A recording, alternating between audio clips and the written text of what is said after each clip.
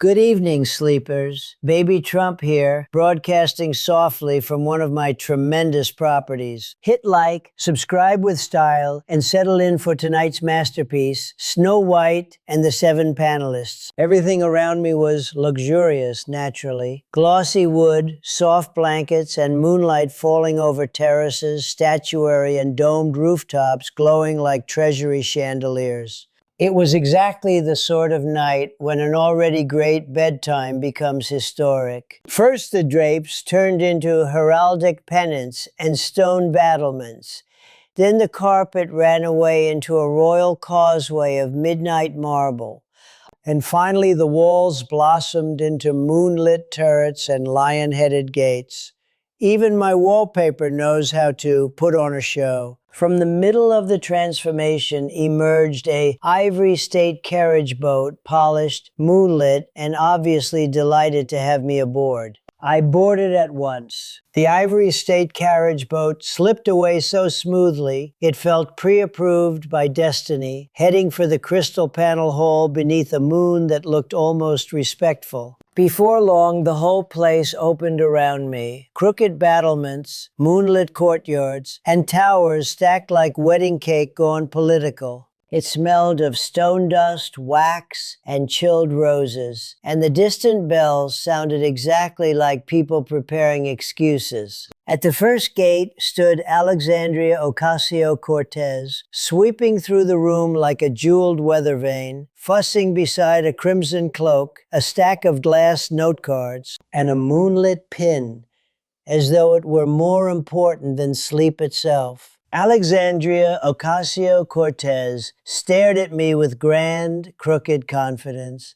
I studied the scene calmly. It had all the charm of a luxury hotel designed by people who hate luxury. Then Bernie Sanders appeared, bundled in heroic mittens and grievance-colored wool, dragging a dented bell, a wool scarf, and a ledger through the crystal panel hall, and talking as if every lantern worked for a subcommittee. Behind Bernie Sanders came a little parade of page boys, herald cranes, and velvet hounds, carrying banners for the panel of endless opinions and knocking over perfectly good furniture. Alexandria Ocasio-Cortez and Bernie Sanders invited me to sit through 7 speeches without yawning and find the only honest mirror in the kingdom in the crystal panel hall. It was the sort of invitation you accept only if you enjoy chaos, which luckily I do beautifully. We passed arches, carpets, and silver corners that all looked exhausted from self-importance. Honestly, the entire place had the tired charm of luxury designed by resentful interns.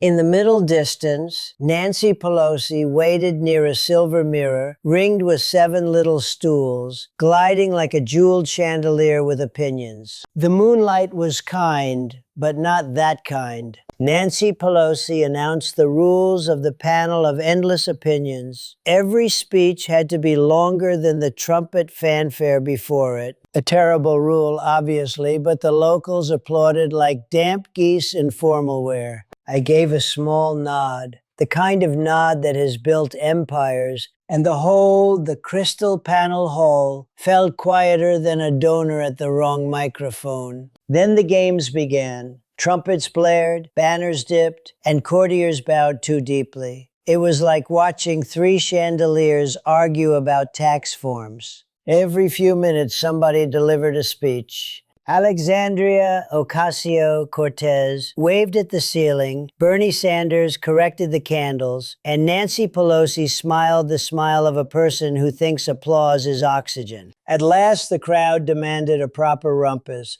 so drums appeared, lanterns swayed, and the page boys, herald cranes, and velvet hounds spun around a silver mirror, ringed with 7 little stools in one huge watercolor blur. From the balconies, branches, docks, or hedges came more faces: Chuck Schumer, Adam Schiff, and Cory Booker, and several other midnight complainers, each one stranger than the last, and all of them very sure They were the important one. I remained serene, polished, and obviously superior, while everyone else competed to see who could sound most self-important. The chaos rose higher. Banners snapped in crosswinds over the high walls. Portcullises groaned and torches spit gold sparks. And there came a chorus of horns echoing and chains clinking under the drawbridge. Even the Ivory State carriage boat looked embarrassed. So I lifted a single finger and gave the most tremendous order of the night. Everybody hush, line up, and stop behaving like clearance bin royalty.